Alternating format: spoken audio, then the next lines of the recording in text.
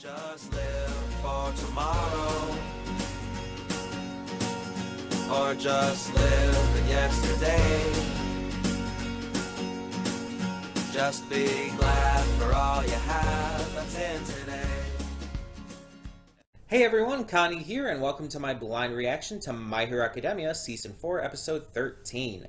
So last time, as we left off, we had the big battle with Overhaul continuing, and at the end, Ryukyu, Sue, Uraraka, and the big guy of the Shichikai side just kind of burst through the roof, interrupting the battle, so I don't know where that's exactly going to go, but that's going to be interesting to see. I assume that this episode's going to finish the battle with Overhaul, though. I feel like it's a good time to do so.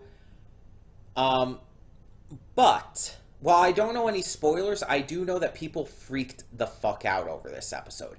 I don't know why, though. All I know is that people were freaking the fuck out over this episode. I guess something happens that is just completely insane or something. The thing is, I have no idea what it could be, because at this point, we've already seen Overhaul fusing, which was already, like, holy shit. The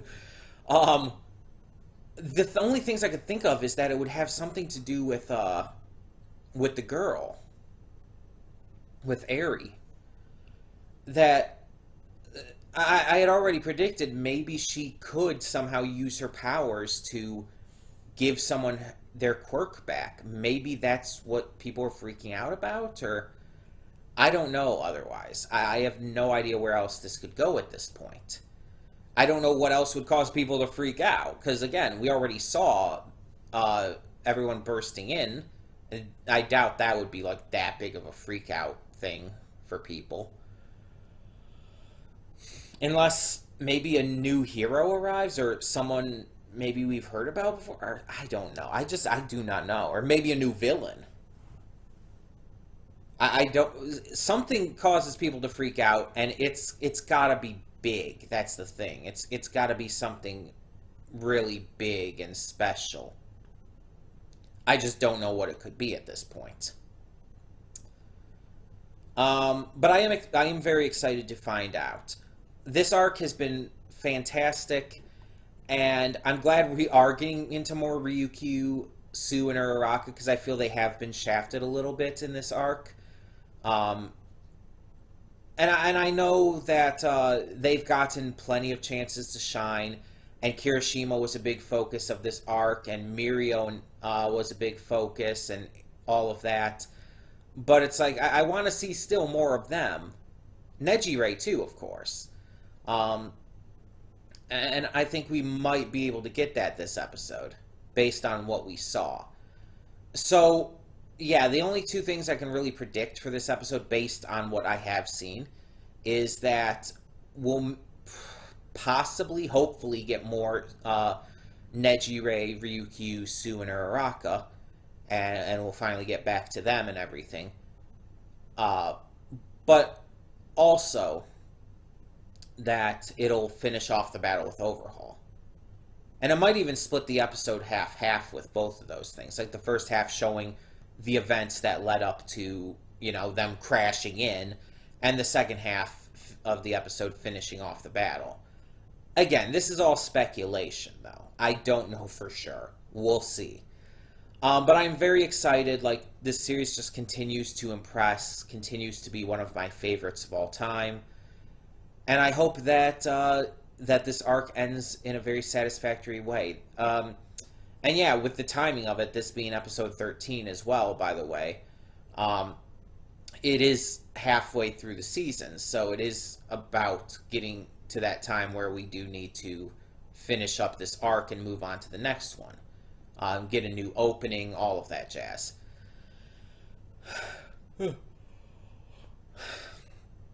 But then there's also, before I forget, we also have to acknowledge the possible death that has happened.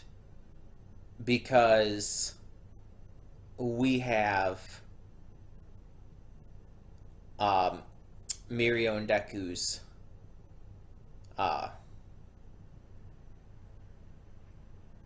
the pro they're working. Why can't I think of his name at the moment? The guy they're doing their study with, their work study with, or internship rather. I can't think of his name for the life of me. But he got impaled through the midsection and is very most likely going to die. It's kind of implied that he's not entirely dead yet, somehow, that he's still somehow holding on, but he's definitely going to die at this point. And again, I did predict that someone would die and that it would be a big deal, and that it makes sense. Again, it does suck that we didn't get to have more of him in this series. But yeah, he was a good complex character for the time he was here. So I guess there's nothing left to do but just to get this started. So when the screen fades to black, pause this redirect and go to the description below. Follow the link to the reaction, and after you watch it, come back here to the redirect and resume play. Because after it fades to black and then fades back in, everything from that point forward will be my afterthoughts and will contain spoilers to the episode. So that being said, thank you so much for tuning in, and I will see you at the reaction. And we are back, and we'll begin with spoilers in 3, 2, 1, now. So before anything, let me get out the thought I was trying to get out at the end of the reaction there. With the quirk of one for all, we know that each holder is stronger than the last. In example, All Might was stronger than Nana Shimura. And by extension, Deku will be stronger than All Might once he reaches his full potential. We know that. It has been straight up stated. Because with the quirk, when you take it on, you take on everything all the previous holders have put into it. And then you add your own to it. So each time it's passed on, it is stronger than the last. Each user will be automatically stronger than the last. So what we're seeing here, Deku at 100%, utilizing the power of Ares' quirk to make it so that he can withstand 100%. This is already stronger than All Might. Because here's the thing.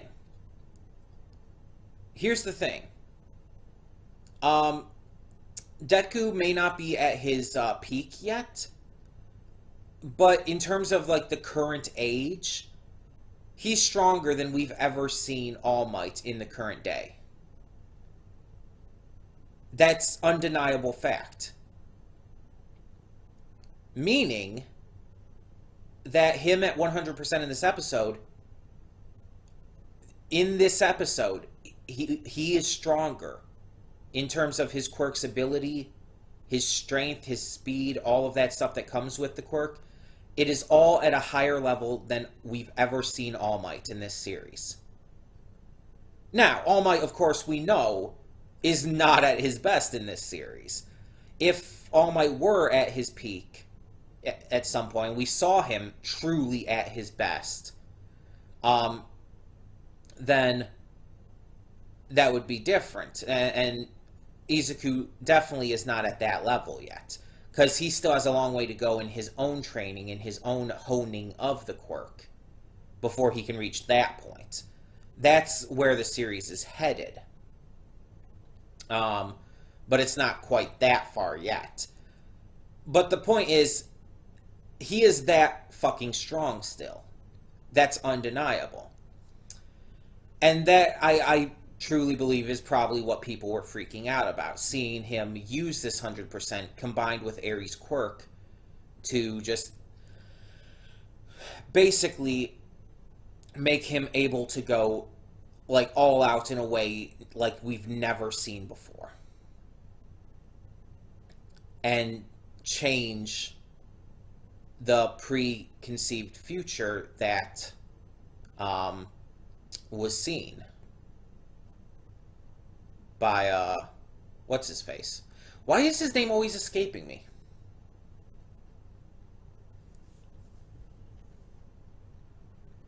I don't know. But yeah. Um so the fight didn't quite end in this episode, but it's definitely well, actually no, it technically did. It did end. Let's be honest, Overhaul's done. It ended.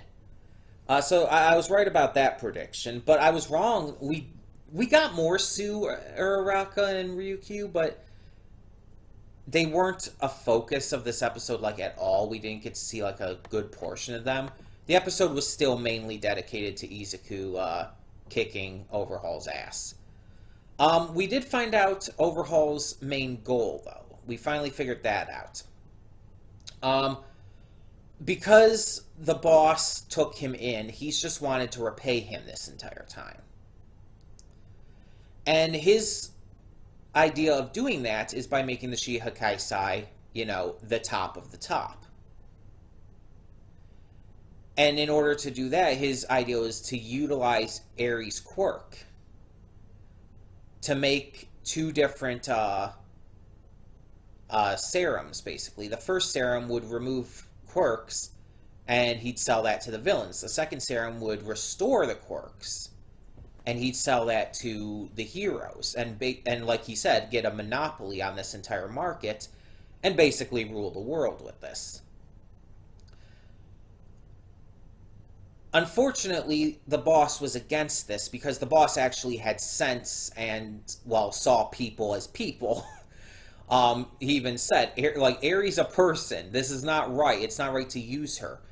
But Overhaul was so insistent and so, like, driven by this to the point where he was even willing to use his quirk to leave the boss in a fucked up state. Which completely goes against the entire point of everything he's doing. It's like, he's trying to pay back the boss. That's his main goal. But then, in order to pay back the boss, he leaves the boss on basically what amounts to his deathbed?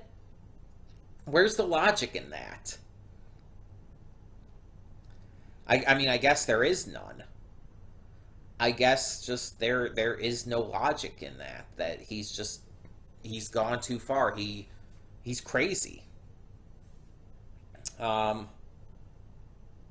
yeah, we know the specifics of Aries' quirk as well now. We know that Aries' quirk isn't just that it erases quirks. It's not that. In fact, it's not that at all. Her quirk is that she rewinds a person's, like, life, basically. She can rewind time for a person within a person's life. And that can be utilized in many different ways, apparently. We've seen that it can reverse the process of a quirk being gained. We also see that apparently she can actually reverse someone's age until they're pretty much non-existent anymore, which she accidentally did with her father and doesn't even know that she did that. Her mother left her and abandoned her because of that, and that's absolutely fucking terrible and just disgusting and evil, and I hate that. Yeah, I'm sorry. Abandoning your child is one of the worst things in my eyes you can do, and it's just, it's that fucking terrible, and I just despise it. I really do. But yeah.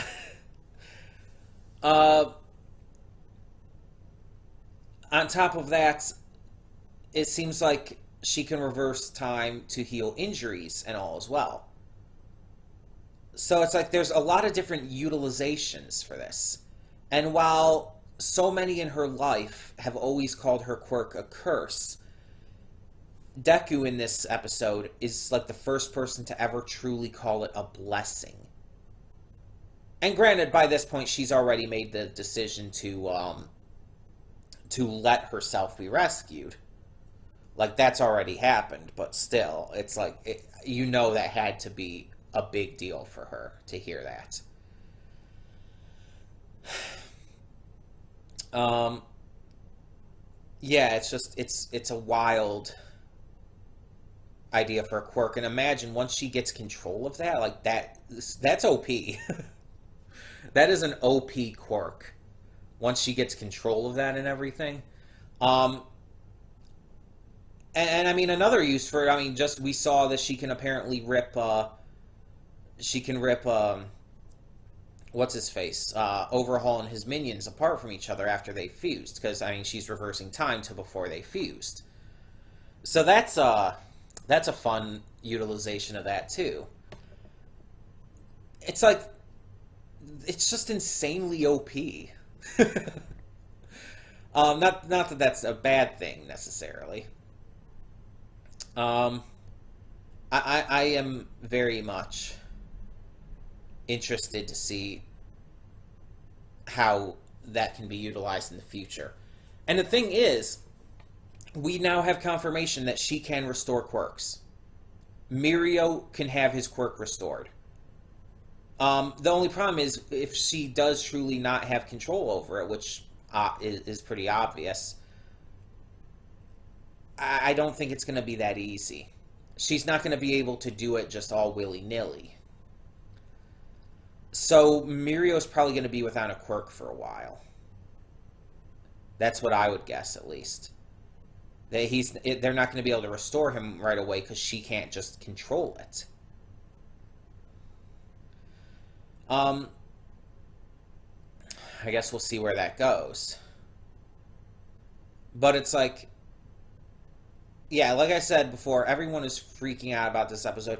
I presume it's because of what Izuku was doing, the reckless bullshit, like, insane things he was doing with this, utilizing her quirk.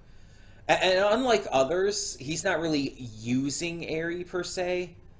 He basically asked her if she would lend him her quirk. He asked her, which has also got to be a big deal because she's been used like this for so long. For someone to actually ask for her permission, that's a big deal. It's important. So yeah, that's got to mean a lot to her too. Now here's a question. After they rescue Eri, what are they going to do with her? Because her only family is her grandfather. Well, besides her mother, who's not going to take her back. And her grandfather is left in that state. He's not going to be able to do anything. So who are they going to leave her with? Are they going to find a nice foster family? Are they going to leave her with one of the heroes or something? I don't know. I don't even have an idea of who I say would be good for her to go with. I don't know. I just don't know. Maybe we'll find out. Maybe we won't. Maybe that'll be kept kind of secret. But either way, yeah, this was another very good episode, and it did kind of close off the arc. Although I think there's probably going to be one more episode to kind of wrap things up. But it definitely finished the fight, and it did a lot. It was great. Now the big question I have is how are they going to restrain Overhaul? Like, with his quirk, he can break out of pretty much any cuffs or anything, really. Do they have some kind of quirk canceling technology? Am I forgetting about something? Because that kind of thing, if they have that, then yeah, that'll easily be able to help. But like maybe there's a hero who has something similar to Aizawa, but it can be like transferred into objects or something, and like they have special cuffs or something. I don't know. I mean, they obviously have a way to restrain All for One, so there's got to be something. Maybe I am just forgetting something. I don't know. Either way, yeah, I very much enjoyed this, and I can't wait to see what happens next. So tell me in the comments below what you thought of this episode, and thank you all so much for tuning in. For now, I am Connie, and I am signing off. See y'all next time.